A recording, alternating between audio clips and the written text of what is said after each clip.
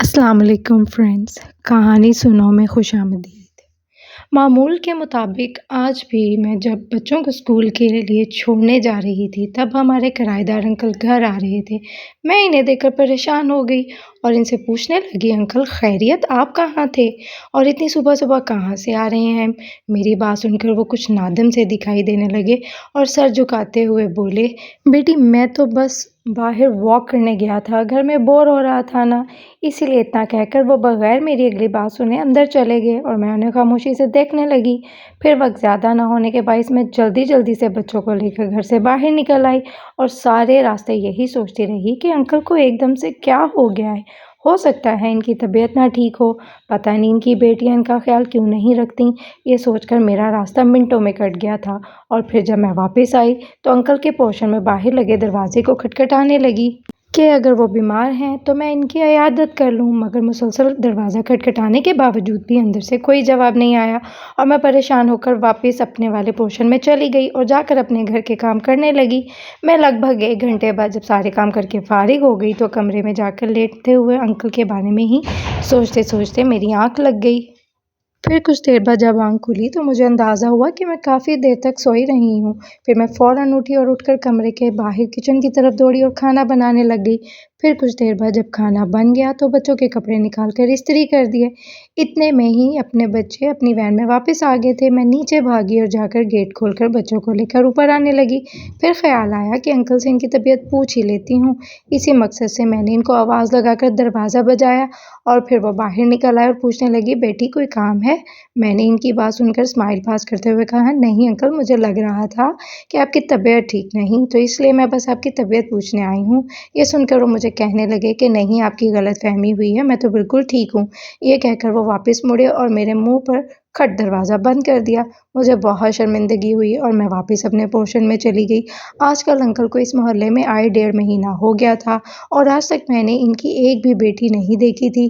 شاید وہ بہت زیادہ پردہ کرنے والی تھیں، اسی لیے وہ لحاظ رکھتی تھیں، اور میں نے ایک بار باتوں باتوں میں انکل کو کہا کہ بیٹیاں آپ کے گھر میں ہی ہوتی ہیں تو وہ میرے بچوں کو ٹیوشن پڑھا دیا کریں، میں پیسے دیا کروں گی، لیکن وہ کہنے لگے کہ نہیں، میری بیٹیاں نہیں پڑھائیں گی کسی کو بھی۔ انکل کے اس رویے کو دیکھ کر میں تو بہت زیادہ پریشان ہوتی تھی۔ شاید وہ کافی پرانے خیالات کے تھے، اسی لیے میں اگنور کرتی تھی، مگر اب میں پریشان ہو چکی تھی۔ اس لیے میں نے اپنے شوہر کو کال کی اور اسے سارا واقعہ بتایا تو وہ کہنے لگے کہ تمہیں کرایہ تو دے رہے ہیں نا، بس تم بھی اپنے کام سے کام رکھا کرو۔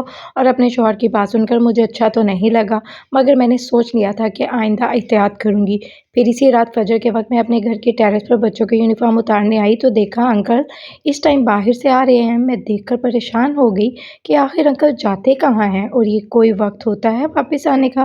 میں صاف 2 ٹوک الفاظ میں بات کروں گی کہ ان کے کہ نہیں بھائی، آپ کے یہاں رہنا ہے تو رات 11 کے بعد آپ نے گھر سے باہر نہیں جانا۔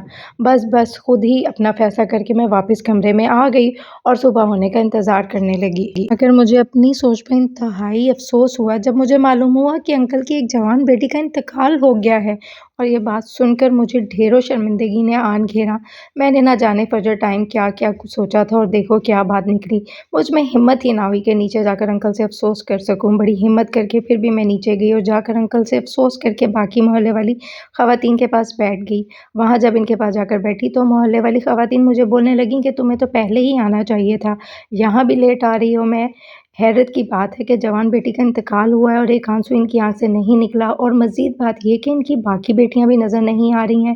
ان سب کی خواتین کی بات سن کر میں بھی نوٹ کرنے لگی کہ واقعی یہ تو بالکل سچ کہہ رہے ہیں، میں نے پہلے کیوں دھیان نہیں دیا۔ اور پھر کچھ ہی دیر میں جب ان کی بیٹی کا جنازہ ایمبولینس کے ذریعے آیا تب ہم خواتین آپس میں گفتگو ترک کر کے ان کی بیٹی کا چہرہ دیکھنے آگے بڑھے، اور جب ان کی بیٹی کو دیکھا تو میں دیکھتی ہی رہ گئی، کیونکہ وہ اس قدر خوبصورت تھی، اتنی کہ شاید ایسی خوبصورتی میں نے اپنے آس پاس کبھی نہیں دیکھی تھی۔ وہ انتہا کی خوبصورت تھی۔ مجھے لگنے لگا کہ شاید یہی وجہ تھی کہ یہ بوڑھے انکل اپنی بیٹیوں کو باہر نہیں نکالتے تھے۔ اور پھر مجھے مزید کچھ دیر کے بعد اس لڑکی کو دفنا دیا گیا تھا۔ سب کچھ نارمل طریقے سے چلا تھا، لیکن ایک چیز جو تھی وہ میں نے نوٹ کی تھی کہ انکل کو کوئی بھی افسوس نہیں تھا۔ وہ اب بھی بالکل ایسے ہی نارمل گھوم رہے تھے، حالانکہ ان کی بیٹی کی ڈیتھ ہو گئی تھی۔ باپ بوڑھا تو افسوس تو رہتا ہے، لیکن ان کے چہرے کے تاثرات بالکل نارمل ہوتے تھے۔ چند دنوں کے بعد میرے شوہر باہر کے ملک سے آئے تو میں نے سوچا کہ افسوس کرنے جانا بنتا ہے۔ چند دنوں کے بعد नीचे अफ़सोस करने गई तो नोट किया कि इनकी तीनों बेटियाँ इनके पास थीं ही नहीं। साथ-साथ ही 2 कमरे मज़ीद थे और दोनों के दरवाज़े खुले हुए थे, लेकिन इनके घर में किसी कमरे में कोई भी नहीं था, यानी वो बिल्कुल ही अकेले रहते थे। अगर ऐसा था तो इनके बच्चे कहाँ हैं? 4 बेटियाँ थीं, चलो माना एक का तो इनका इंतकाल हो गया, मगर जो बाकी 3 थीं वो कहाँ थीं? क्या अंकल ने हमसे झूठ बोला था? मगर क्यों? ये देखकर मुझे बहुत हैरानी हुई थी, मगर मैं इनके पर्सनल मैटर में बोलना नहीं चाहती थी। अफ़सोस करके वापस आ गई। फिर बाद में मैं ये देखकर दुखी होती रही कि क्या वाक़ई ऐसा होता है? लेकिन फिर इसके बाद ऐसा हुआ कि अंकल फिर रातों को अक्सर घर से चले जाया करते थे और सुबह फ़जर टाइम वापस आते थे। मैं देखकर परेशान होती। मैंने सोचा था कि अंकल से बात करूँगी, लेकिन मुझसे ज़्यादा तो मोहल्ले वाले सब नोट किया करते थे। मेरे शौहर भी यहाँ रहते थे और उन्होंने भी ये सब नोट किया था और मोहल्ले की ख़वातीन से मेरी अच्छी सलाम दुआ थी। मैं बातें किया करती थी इन सब से, तभी इनमें से 1 या 2 ने बात की और वो कहने लगीं कि तुम्हारे घर से अंकल रातों को कहाँ जाते हैं? मैं ख़ामोश हो गई तो वो कहने लगी कि देख लो बाद में लेने के देने ना पड़ जाएँ। ये सुनकर मैं परेशान हो गई कि आखिर चल क्या रहा है? मोहल्ले में बदनाम करके रख दिया था मैंने ये सोचा कि मैं कल इनसे बात करूँगी लेकिन इनकी मसरूफ़ियत के तहत मेरे ज़हन से निकल गया। फिर चंद दिनों बाद अंकल ने बताया कि इनकी ये बेटी माज़ूर हो गई है। ये सुनकर मैं बहुत हैरान हुई। बेटी तो है ही नहीं, फिर माज़ूरी कैसी? मैंने जब मोहल्ले की बाकी ख़वातीन को बताया तो मुझे देखकर हँसने लगीं और कहने लगीं कि तुम्हें चूना लगा रहा है, तुम समझो ना समझो। मुझे बहुत गुस्सा आया, लेकिन मैंने फिर भी हिम्मत करके खुद को काबू किया। अब सबका यही कहना था कि हो ना हो पीछे कोई माजरा ज़रूर है, जो हमें पता नहीं चल रहा। हम सबको मिलकर इनसे बात करनी चाहिए। मुझे अजीब लगा। मैं इन सबको कहने लगी कि हमें चाहिए कि खुद नहीं बल्कि अपने शौहरों से कहें कि वो बात करें इनसे, मगर सब ने मुँह पर इनकार कर दिया कि हम नहीं बीच में जाते। वो सब तो खुद उन्हें बहुत नेक मानते थे। फिर हो ना हो आखिर सब इसी नतीजे पर पहुँचे कि मैं बात करूँ। आखिर क्या माजरा है? क्या चल रहा है? अंदर वो झूठ क्यों बोल रहे हैं? मेरे दिल में बहुत बेचैनी होने लगी। मैं आखिर क्या करती? ये सब मेरे शौहर को पता चलता तो वो क्या सोचते? इन्हें तो मुझे पहले ही कह दिया था कि मैं अंकल उनके घर के मामलात से दूर रहूँ। फिर खुद भी मैं बड़ी हिम्मत जताते हुए इस नतीजे पर पहुँची कि अभी नहीं, मगर मुझे कुछ दिनों के बाद ज़रूर बात करनी चाहिए। अभी बात की तो अंकल को हम पर शक हो जाएगा, इसीलिए मैंने बस खुद को समझाते हुए इन सब ख़यालात को ज़हन से झटक दिया। तकरीबन 4 दिन बाद मैंने खुद ही हिम्मत पैदा करके जाने का फ़ैसला किया। फिर सीढ़ियाँ उतरकर वापस जाने लगी। फिर जब मैं इनके घर गई तो इस बूढ़े अंकल ने मुझे अंदर आने को कहा। मेरा तो दिल ही अंदर से डरने लग गया। टाँगती काँपें, क्योंकि इनका इमेज तो वैसे ही हमारी नज़रों में कुछ ख़ास नहीं था। लेकिन सब कुछ इग्नोर करते हुए मैं अंदर चली गई और मेरे अंदर जाते ही इसने दरवाज़े को कुंडी लगा दी और ये देखकर मेरी रूह लरज़ गई कि वहाँ तो कोई लड़की ही मौजूद नहीं थी। मेरे मोहल्ले की औरतों को लगता था कि अंकल का कैरेक्टर ठीक नहीं, फिर भी मुझे यकीन नहीं आता था। लेकिन फिर तब अंकल ने जो मुझे चीज़ दिखाई और मुझे बताई और समझाई, वो सुनकर मेरी आँखों से आंसू बहने लगे और मैं इनकी शक्ल देखती रही कि क्या वाक़ई इन्होंने ये सब बर्दाश्त किया है। हालाँकि ये सब बर्दाश्त करने की हिम्मत इनमें थी ही नहीं। इस रोज़ अंकल मुझे अपने साथ कमरे में ले जाने के बाद अंदर से कुंडी लगाकर अलमारी की तरफ बढ़े और अलमारी खोलकर इसमें फोला-फाली करने लगे। मालूम होता था कुछ ढूँढना चाहते हैं, मगर ढूँढ नहीं पा रहे, या शायद वो ढूँढ चुके थे। अब हिम्मत तलाश करते कि मुझे दिखाएँ। फिर अंकल हिम्मत करते हुए पीछे मुड़े और मेरे करीब आकर मेरे सर पर हाथ फेरते हुए बोले, डरो नहीं बेटा, बैठ जाओ। फिर मैं खामोशी से बैठ गई और वो मेरे साथ ही सोफ़े पर मुझसे कुछ फ़ासले पर आकर बैठ गए और फिर अपना एक हाथ आगे बढ़ाते हुए बोले, ये देखो। अंकल के हाथ में एक फ्रेम था जिसमें 4 लड़कियां, एक औरत और अंकल खड़े थे। ये फ्रेम इस बात की अक्कासी कर रहा था कि अंकल, इनकी ज़ोजा और इनकी 4 बेटियां हैं। फिर जब मैंने अपनी नज़र इस फ्रेम पर डाली तो मैं देखती ही रह गई, क्योंकि ये सब के सब बहुत खूबसूरत थे। अंकल की मिसेस किस कदर जवान थी। और फिर मेरी तरफ देखकर अंकल अपनी तीसरे नंबर वाली बेटी की तरफ इशारा करते हुए बोले, ये जो तुम देख रही हो ना, यही तो अभी चंद दिन पहले फ़ौत हुई है। और दूसरी बेटी की तरफ इशारा करते हुए बोले, ये माज़ूर हुई है ना।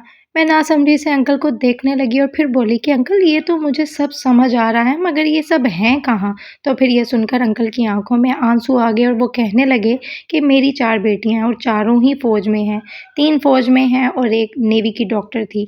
वो जिसका कुछ अर्सा पहले इंतकाल हुआ, वो नेवी ही की डॉक्टर थी और फिर दिल के मर्ज़ के बाइस वो अपनी जान गंवा बैठी। जब इनकी वालिदा का इंतकाल हुआ तब ये बहुत छोटी थीं, लेकिन जैसे-जैसे ये बड़ी होती गईं और अपने माँ के बारे में पूछतीं कि वो कहाँ है, है तो हमें मजबूरन टालना पड़ता।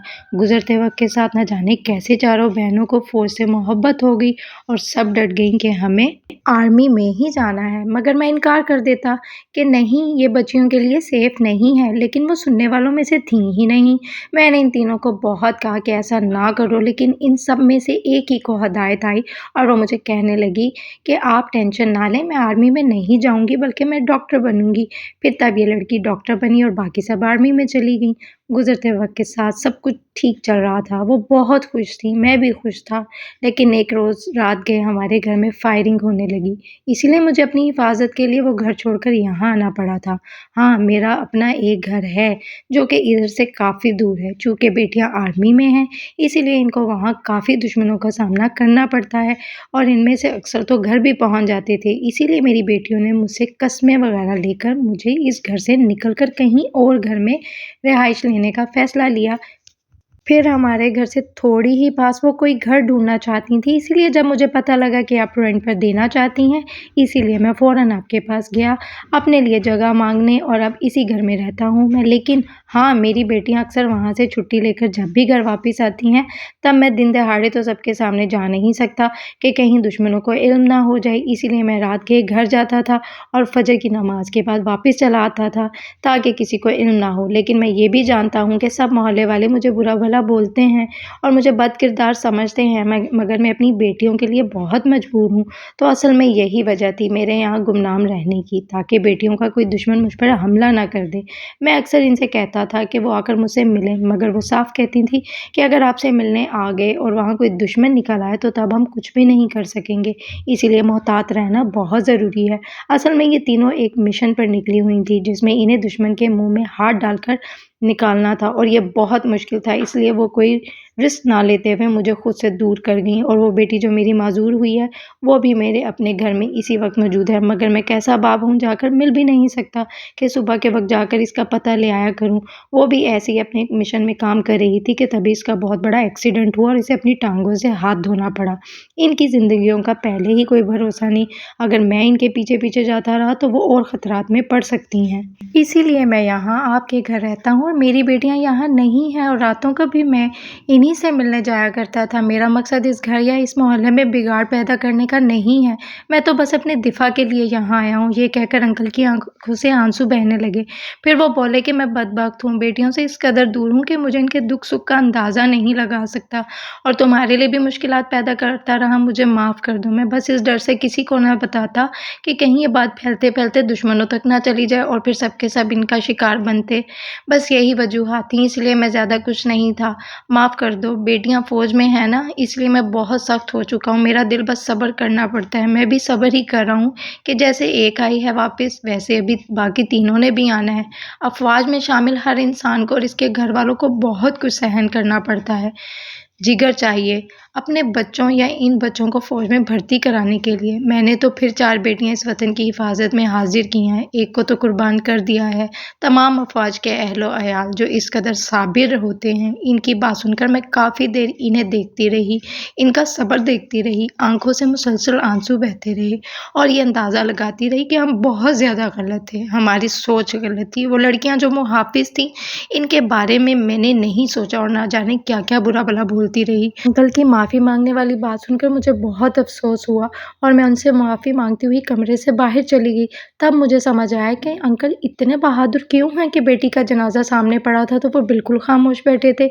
इनका दिल तो अंदर से रोता होगा, मगर वो एक मज़बूत जान दिखा देना चाहते थे ताकि इनकी बेटियों पर तोहमत ना लगा सके। वो बाकी 3 में से 2 बेटियाँ अब भी फ़ौज में ही हैं, जबकि एक का इंतकाल हो गया और दूसरी माज़ूरी के बायस अपने असल घर में पड़ी है। फिर चंद दिनों बाद मैं अंकल के साथ रात के वक़्त इनके असल घर गई और इनकी बेटी से मिली। इनको देखा, मेरे दिल को सुकून आया कि अल्हम्दुलिल्लाह वो पहले से बहुत बेहतर थी और अंकल का कहा सब सच था, उनमें कोई झूठ नहीं था। इसके बाद मैं अक्सर इनकी बेटी से मिलने जाती थी और जो बाकी दोस्तें भी थीं, अंकल पर शक करती थीं, इन्हें भी मैंने सारी सच्चाई से रोशनास करवा दिया था और इन्हें बताया था कि अब याद ही रखना, चंद महीनों बाद उनकी बेटियाँ वापस आ गईं और वो अपने घर में चले गए और हम भी हँसी-खुशी रहने लगे। स्टोरी पसंद आई तो ज़रूर बताइएगा।